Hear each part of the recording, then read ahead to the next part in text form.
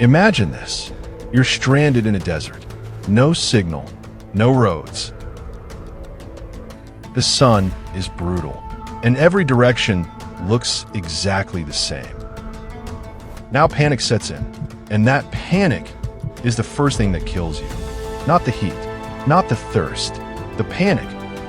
Because the moment you start running randomly, burning energy, sweating water you can't replace, the desert wins.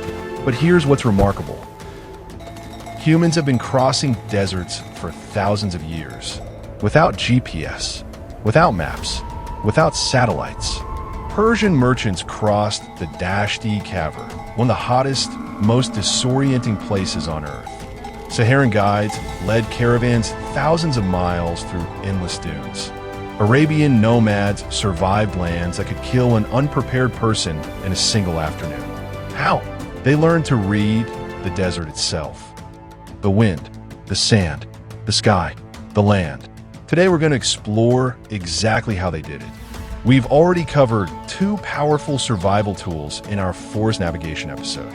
If you haven't seen that one, the link is on screen now. But the desert is a different beast entirely. So let's start with something that happens fast and kills faster. In 525 BC, the Persian army of Cambyses II, 50,000 soldiers, marched into the western desert of Egypt. They were never seen again. Ancient accounts describe a massive sandstorm swallowing them whole. Whether the full story is true or legend, one thing is certain. The desert's deadliest weapon isn't heat. It's the storm you don't see coming. Experienced Saharan guides developed an almost supernatural ability to sense incoming sandstorms. It wasn't supernatural at all. It was observation. A normal desert horizon is pale yellow or white. When the horizon turns deep orange or dark brown, especially in the direction the wind is coming from, a sandstorm may be approaching. The darker and more solid that wall of color looks, the closer it is. Normal desert wind is relatively steady.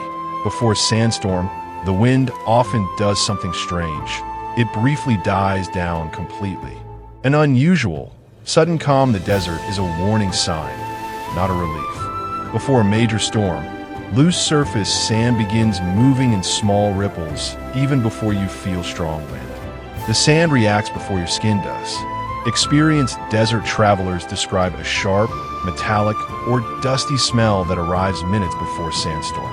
If the air suddenly smells dense and dry, pay attention. Don't run. You can't outrun a sandstorm. Find the lowest ground possible, a depression, a dry riverbed, anything that puts terrain between you and the wind. Cover every part of your skin. Wrap your face completely, leaving only a small gap to breathe through fabric. Turn your back to the wind direction. Sit down, stay low, wait. In any desert where wind patterns are relatively consistent, the Sahara, the Arabian Desert, the Iranian Cavern, dunes form in predictable shapes based on wind direction. And once you understand those shapes, the dunes become a compass. Desert dunes have 2 sides. A gentle, long slope, called the windward side, faces into the prevailing wind. A steep, sharp drop, called the slip face, faces away from the wind. Look for a large, undisturbed dune. Smaller dunes near rocks or vegetation may be irregular. Look for a large, open dune with a clear shape. Stand next to the dune. One side will feel like a long, gradual slope you could walk up easily. The other side will be steep, almost like a small cliff of sand. The steep side always faces away from the dominant wind. In the Sahara, the dominant wind generally blows from the northeast. This means the steep face of most dunes points southwest. In the Arabian Desert, dominant winds often blow from the north or northwest. Steep faces point south or southeast. Know where the sun is. Even a rough sense of east and west, combined with your dune reading, gives you a workable direction. You wake up disoriented after a rough night. You find a large dune. The steep drop-off faces left when you stand at the base. You know the dominant wind here blows from the north. That means the steep face points south. Left is south, right is north. Now you have a compass made of sand. The sun rises in the east and sets in the west. But it's more useful than that. Before the sun actually rises, the sky begins brightening in one direction. That brightest point on the horizon is east. This works even on slightly cloudy mornings when the sun itself isn't visible yet. The last bright point of the horizon after the sun disappears is west. At both sunrise and sunset, the sky produces color bands. The deepest red and orange are closest to the sun's position. Pale yellow and white stretch further from it. This color gradient can help you find east or west, even when the sun is hidden behind clouds at the horizon. At noon, the sun is roughly due south in the northern hemisphere. Even just knowing it's roughly midday gives you a directional anchor. Water in the desert is rarely on the surface, but it's often not far below it, and the plants know exactly where it is. Ancient Persian and Arabian travelers learned to read desert vegetation the way a doctor reads symptoms. Certain plants only grow where their roots can reach moisture. In a desert landscape dominated by dry, pale, gray-brown colors, any unusual patch of green stands out. Date palms in Arabian and Persian deserts almost always indicate underground water within a few meters. They don't survive without it. Tamarisk trees, common across Iranian and Saharan deserts, similarly signal subsurface moisture. Reeds and rushes, even dry ones, almost always mean water has been nearby recently. Water travels down through sand and collects at the base of rocky outcroppings. Even dry-looking rock bases sometimes yield moisture if you dig just a few centimeters.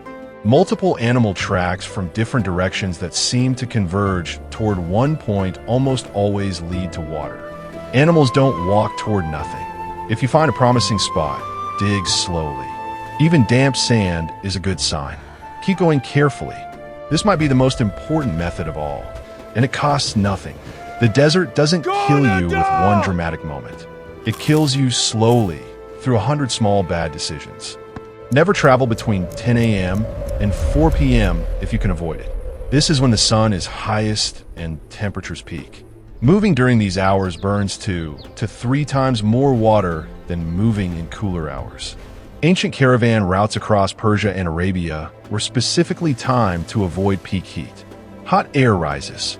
Ground-level shade under a rock behind a dune in a depression is significantly cooler than standing upright in the open. Even lying flat on shaded ground can reduce your body temperature meaningfully. Digestion requires water. Ancient desert travelers often reduced food intake dramatically when water was limited because eating accelerates dehydration. Running or walking fast in a desert emergency feels productive. It is not. Every unnecessary movement costs water. Ancient guides walked at a steady, unhurried pace. Breathing through your mouth and talking both accelerate water loss. Experienced desert travelers learn to be quiet, not because of culture, because of survival. Across Persia, the Sahara, Egypt, and Arabia, ancient people crossed landscapes that look impossible to survive. They weren't superhuman. They were observant. They read the color of the horizon. They felt the wind go quiet before a storm. They watched the shape of a dune and knew which way was north. The desert was never empty to those who understood it. It was full of information, written in sand, wind, sky, and silence. Now you know how to start reading it. We've covered forests. We've covered deserts. Next, the ocean. And after that, the stars. Subscribe so you don't miss either one.